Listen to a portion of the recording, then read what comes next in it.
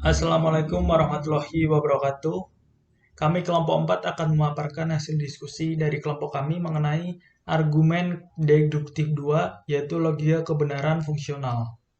Sebelumnya perkenalkan anggota dari kelompok kami. Yang pertama ada saya sendiri, Arif Rahman Saputra, NPM 180082.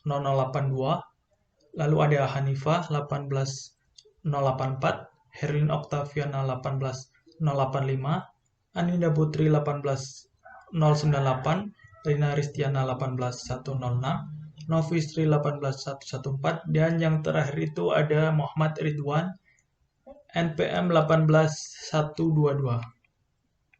Langsung saja, yang pertama itu ada tabel kebenaran dan simbol kebenaran fungsional. Tabel kebenaran adalah suatu tabel yang menunjukkan secara sistematis satu demi satu nilai-nilai kebenaran sebagai hasil kombinasi dari proposisi-proposisi yang sederhana. Jadi tabel kebenaran ini merupakan suatu metode yang digunakan untuk memeriksa pernyataan logika tersebut bernilai benar atau salah. Seperti itu. Dan arti dari kalimat nilai kebenaran ini terdiri atas n variabel merupakan fungsi dari nilai kebenaran n variabel tersebut.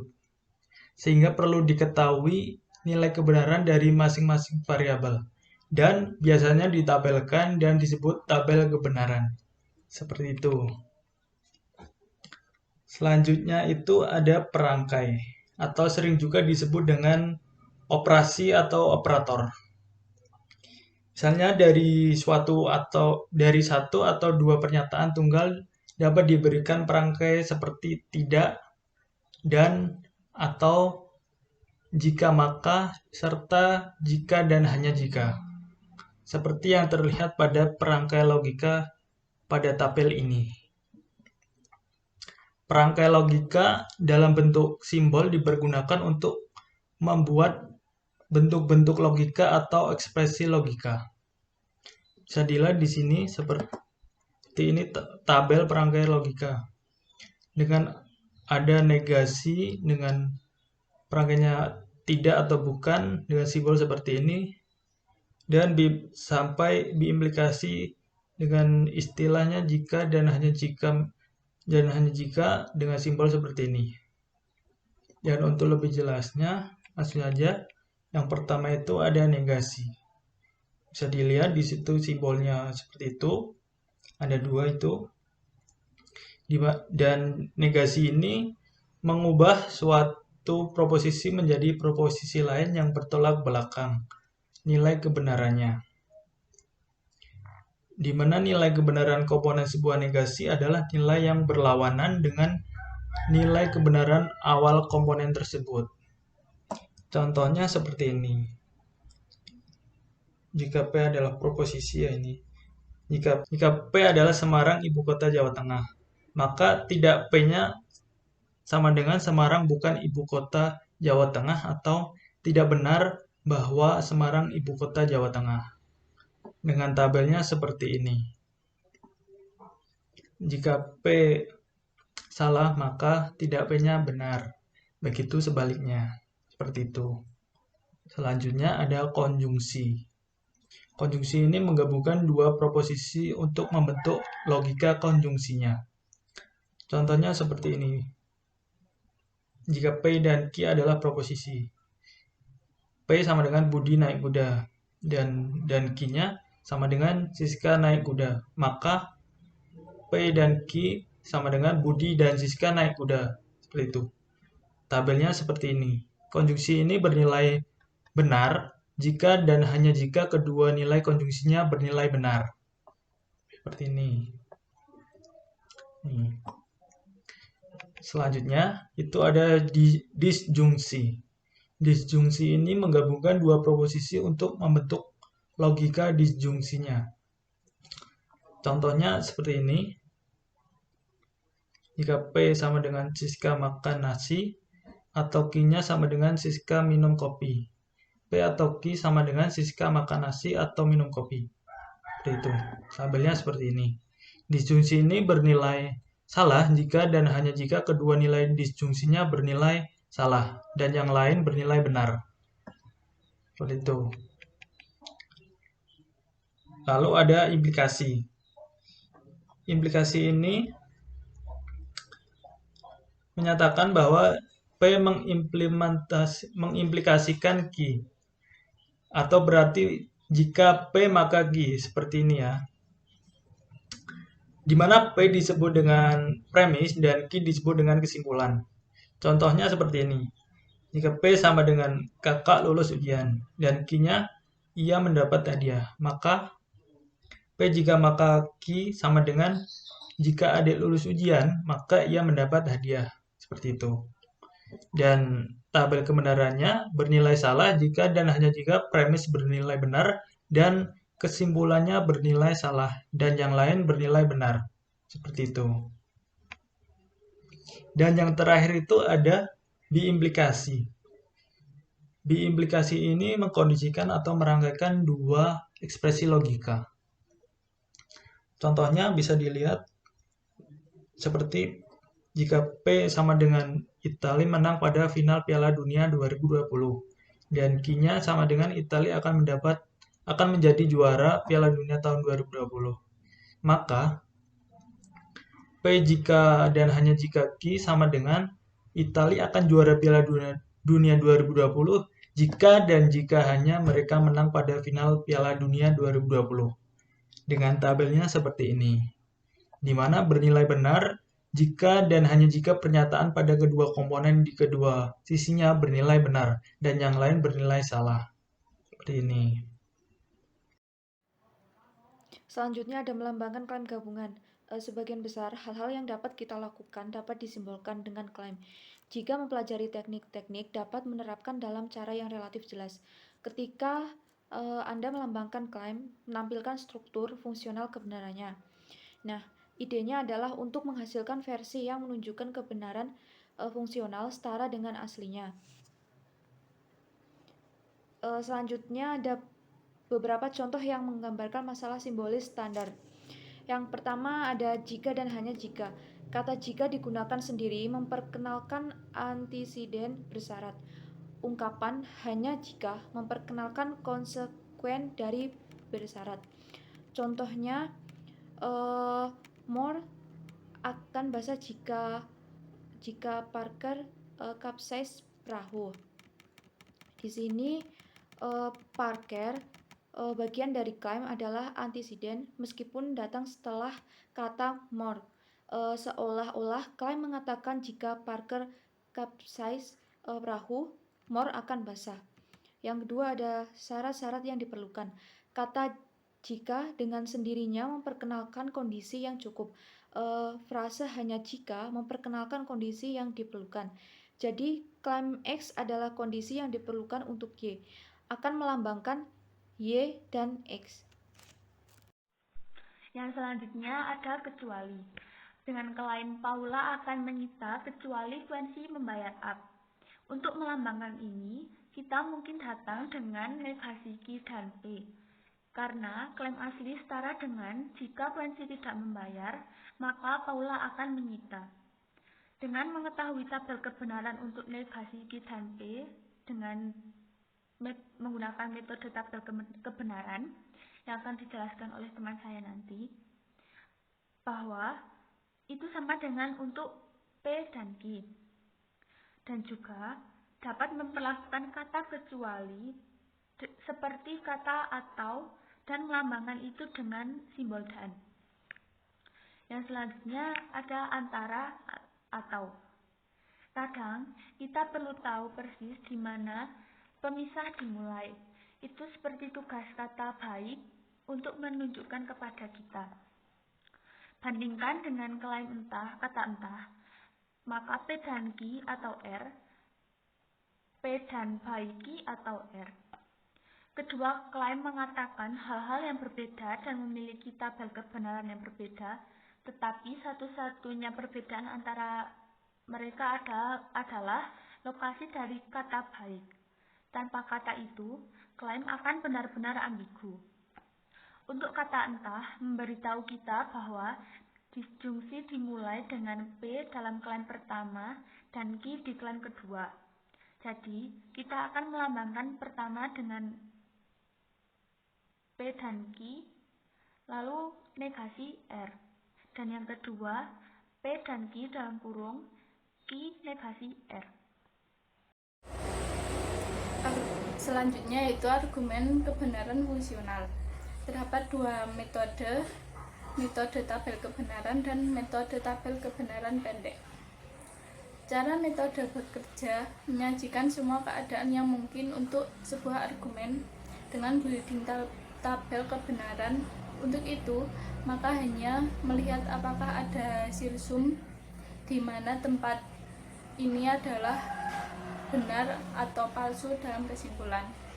Metode tabel kebenaran pendek lebih pendek dan lebih mudah dikelola untuk menemukan jawaban seperti itu.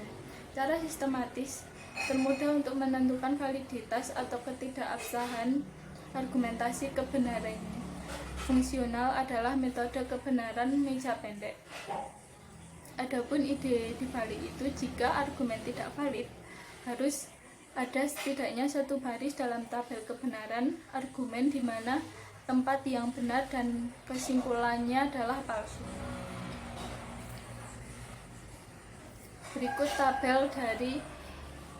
tabel kebenaran untuk argumen dengan memasukkan kolom untuk setiap premis dan satu untuk kesimpulan.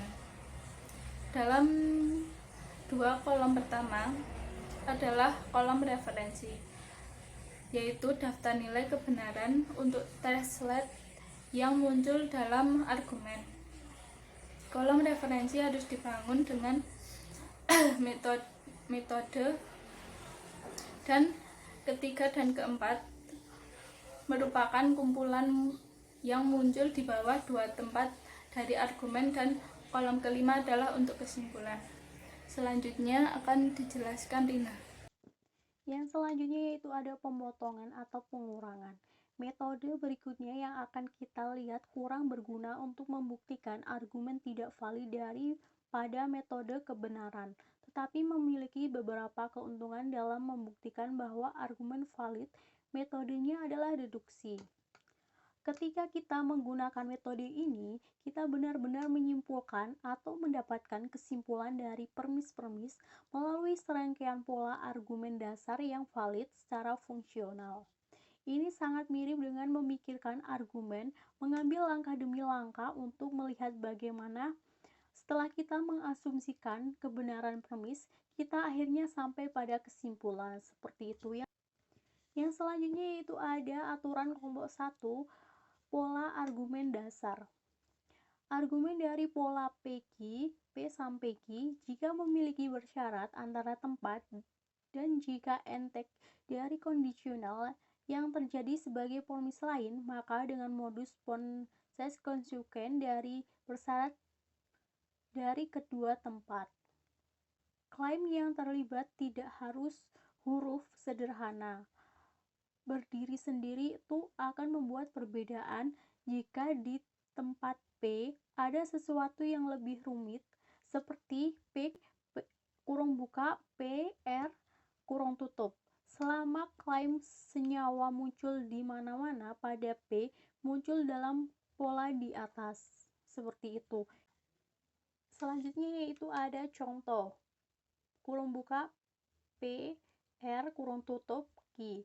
Alasan P R alasan Q dari tempat dengan modus ponens. Jika Anda memiliki apapun tergantung pada garis deduksi Anda, dan jika memiliki antecedent yang bersyarat pada beberapa jalur lain, Anda dapat menuliskan konsekuen bersyarat pada baris bar.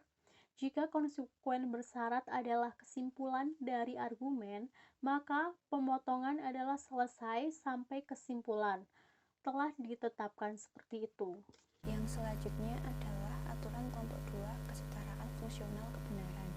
Terdapat dua perbedaan utama dengan aturan kelompok 1. Yang pertama yaitu dinyatakan sebagai kesetaraan fungsional kebenaran.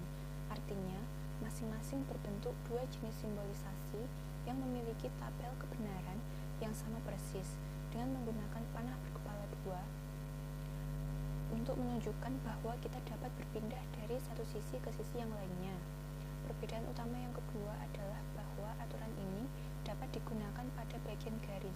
Jadi, jika kita memiliki konjungsi dalam suatu deduksi dan kita memiliki aturan di kelompok 2 yang mengatakan bahwa salah satu konjungsi tersebut setara dengan sesuatu yang lain, kita dapat menggantinya dengan konjungsi setara itu dengan sesuatu yang lain. Aturan ini memungkinkan untuk menambah atau menghapus dua tanda negasi di depan klaim apapun, baik sederhana maupun majemuk. Misalnya, ada contoh, jika P adalah Q atau R, maka P bukan Q atau R, karena jaminan aturan yang menyatakan Q atau R dengan tanda negasi ganda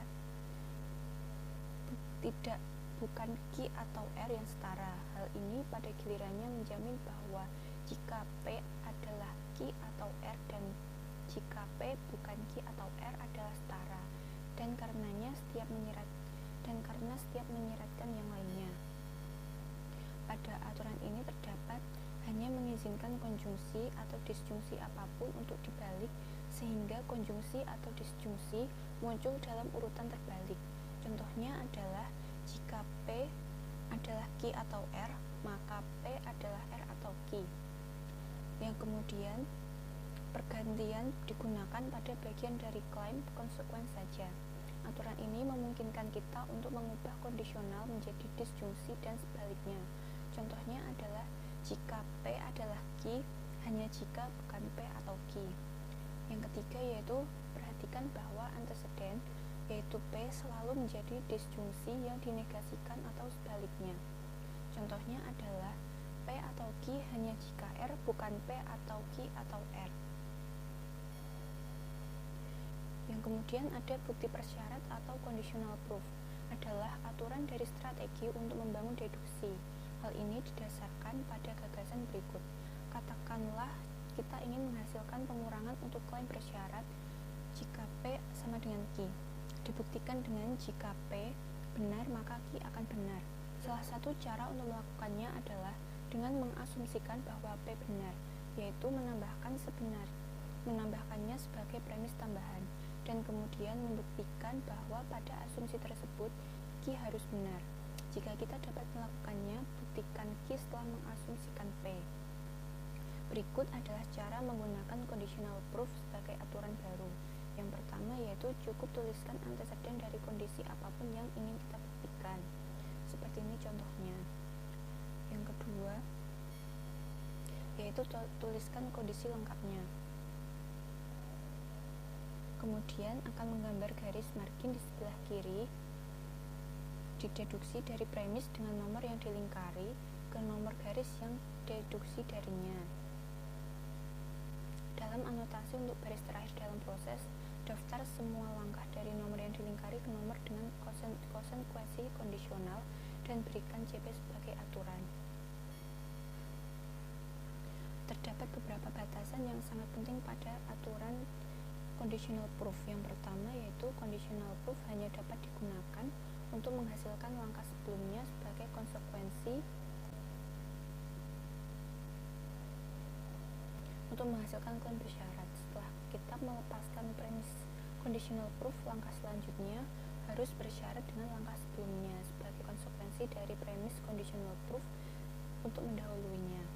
Yang kedua yaitu jika CP dilakukan lebih dari satu kali, yaitu jika lebih dari satu premis conditional proof dibawa masuk, mereka harus dibuang dalam urutan terbalik dari yang diasumsikan. Yang ketiga yaitu setelah premis conditional proof dikeluarkan, tidak ada langkah yang diturunkan darinya. Langkah-langkah yang dicakup oleh garis yang ditarik di margin sebelah kiri dapat digunakan dalam deduksi. Yang keempat yaitu semua premis CP harus dikosongkan. Nama saya Muhammad Ridwan, NPM 1801010122. Di sini saya akan melanjutkan presentasi. Materi yang selanjutnya adalah 3 kategori operasi. Kuadrat oposisi memungkinkan kita untuk membuat kesimpulan. Kita dapat menganggap kesimpulan ini sebagai argumen sederhana yang valid, karena memang begitulah adanya. Di dalam slide sudah tertera terdapat 3 kategori operasi. Yang pertama ada konversi, kemudian yang kedua ada obversi, dan yang ketiga ada pertentangan. Di sini akan saya bahas satu persatu terkait dengan 3 kategori operasi. Yang pertama ada konversi, menemukan kebalikan dari klaim bentuk standar dengan mengganti posisi istilah subjek dan predikat. Klaim I dan I tetapi bukan klaim A dan O, hanya berisi informasi yang sama dengan kebalikannya. Mungkin di dalam PPT teman-teman bisa melihat di situ terdapat contoh, misalnya dalam klaim E tidak ada orang Norwegia yang Slavia, menjadi tidak ada orang Slavia yang orang Norwegia. Kemudian klaim I, beberapa ibu kota negara bagian adalah kota besar, kemudian menjadi beberapa kota besar adalah ibu kota negara bagian. Perlu diperhatikan bahwa klaim yang ekivalen dengan kebalikannya adalah klaim dengan diagram Venn simetris. Kemudian kategori operasi yang nomor 2 adalah obversi. Untuk membahas operasi berikutnya diperlukan beberapa gagasan tambahan. Pertama ada gagasan tentang semesta pembicaraan. Dengan pengecualian yang jarang terjadi, membuat klaim dalam konteks yang membatasi cakupan istilah yang digunakan. Misalnya, seorang instruktur masuk ke kelas dan berkata semua orang lulus ujian terakhir. Kata semua orang itu tidak mencakup semua orang yang ada di dunia. Instruktur tidak mengklaim misalnya bahwa ibu teman-teman atau presiden Amerika lulus ujian. Ada batasan yang tidak dinyatakan tetapi jelas untuk dunia atau konteks yang lebih kecil. Dalam hal ini atau yang dimaksud adalah orang-orang di kelas teman-teman yang mengikuti ujian. Kemudian untuk menemukan bagian depan dari suatu klaim, yang pertama itu ada ubahlah dari afirmatif menjadi negatif atau sebaliknya, yaitu melintasi persegi secara horizontal, klaim A menjadi klaim E, klaim O menjadi klaim I, dan seterusnya. Kemudian yang kedua, mengganti istilah predikat dengan istilah pelengkapnya. Semua klaim kategoris dari keempat jenis A, E, I, dan O setara dengan bagian depannya. Berikut teman-teman mungkin bisa melihat di dalam slide terdapat contoh. Klaim J, semua presbiterian adalah orang Kristen, menjadi tidak ada presbiterian yang non-Kristen. Kemudian klaim E, tidak ada ikan yang termasuk mamalia, menjadi semua ikan adalah non-mamalia. Kemudian klaim I, beberapa warga adalah pemilih, menjadi beberapa warga negara bukan pemilih. Klaim O, beberapa kontestan bukanlah pemenang, menjadi beberapa kontestan bukan pemenang. Kemudian kategori operasi yang terakhir atau yang ketiga adalah pertentangan. Dalam menemukan kontrapositif dari klaim kategoris, dengan yang pertama mengganti tempat subjek dan istilah predikat seperti dalam konversi. Kemudian yang kedua mengganti kedua istilah dengan istilah pelengkap. Masing-masing dari berikut ini adalah kontrapositif dari anggota pasangan yang lain. Teman-teman mungkin bisa melihat di slide, di situ terdapat contohnya. Klaim J, semua orang Mongolia adalah muslim, kemudian menjadi semua non-muslim adalah non-Mongolia. Kemudian klaim O, beberapa warga bukan pemilih, menjadi beberapa non-pemilih bukan warga negara. Semua klaim A dan O tetapi bukan klaim E dan I setara dengan kontrapositifnya. Operasi konversi, obversi, dan kontraposisi penting untuk banyak hal yang terjadi kemudian. Jadi perlu dipastikan bahwa teman-teman atau kita semua dapat melakukannya dengan benar dan tahu klaim mana yang setara dengan hasilnya. Mungkin itu saja yang kelompok kami bisa sampaikan. Kurang lebihnya mohon maaf. Wabillahi taufik wal hidayah. Wassalamualaikum warahmatullahi wabarakatuh.